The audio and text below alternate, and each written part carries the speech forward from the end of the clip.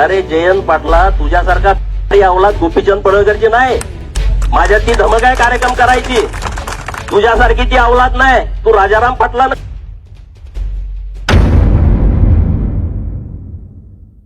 कित्येक 2-4 कॉन्ट्रॅक्टर होते.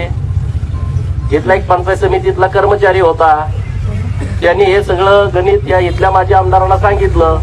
माझे आमदार बसून त्यांनी तो राजारामचा पोरगा त्याला फोन केला. त्याला फोन केल्यानंतर सांगितलं की असं असं एक वडार साहेबांची आत्महत्या झाली आहे आणि मग आपण काय करायचं. तो म्हणला गोपीचंद पडळकरचं नाव घ्या.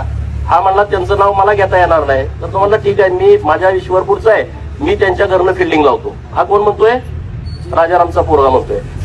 बर विषय काय आम्हाला माहितच नाही ना. तर राजारामच्या पोराला हे कळायला पाहिजे. 35 वर्ष तो आमदार आहे.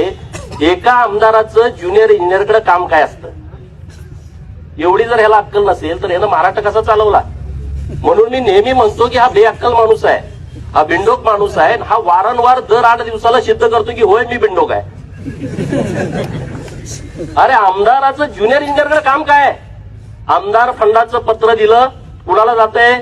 जिल्हा नियोजनला. जिल्हा नियोजन मधले पैसे आले, पत्र कुणाला जातं? जिल्हा नियोजनला. जिल्हा नियोजन कुणाला इकडे देईल? जिल्हा परिषदचं काम असेल पंचायत समितीला, सार्वजनिक बांधकाम विभागाचं काम असेल तर पीडब्ल्यूडीच्या एक्झिक्युटिव्हला. ते त्यांच्या खालच्या शाखा अभियंत्याला पाठवतील ना की अंदाजपत्रक तयार करा आणि तुम्ही पाठवून द्या. शाखा अभियंत्याचं काम अंदाजपत्रक तयार करणे आणि टेंडर झाल्याच्या नंतर ते काम करून घेणं, त्याची बिलं करणे, याच्या पलीकडे काहीच नाही. त्याचा ना आमदाराचा काही संबंधच येत नाही. काही संबंध येत नाही. ह्याला अक्कल नको. ह्याला काय करायचंय? गोपीचंद पडळकरला बदनाम करायचंय. अरे गोपीचंद पडळकर काय असाच तयार झालाय का? असे लय अटॅक घेऊन मी इथं आलोय. 2-2, 3-3 महिने मी अशा प्रकरणामध्ये जेलमध्ये जाऊन आलोय. तुमच्या या प्रस्थापितांच्या सत्ता कारणामध्ये 2-2 महिने जेलमध्ये मी आज पण ते फेस करतो. माझ्यावरचे आरोप केले जातात. जतला माणसं पाठवली कशासाठी? गोपीचंद पडळकरनं कुठल्या व्यापाऱ्याकडून वर्गणी घेतली का? त्यामधला एखादा व्यापारी घ्या आणि त्याच्यावरती खंडणीचा गुन्हा दाखल करा. अरे जयंत पाटला, तुझ्यासारखा अवलाद गोपीचंद पडळकरची नाही. माझ्यात ती धमक आहे कार्यक्रम करायची. तुझ्यासारखी ती अवलाद नाही. तू राजाराम पाटला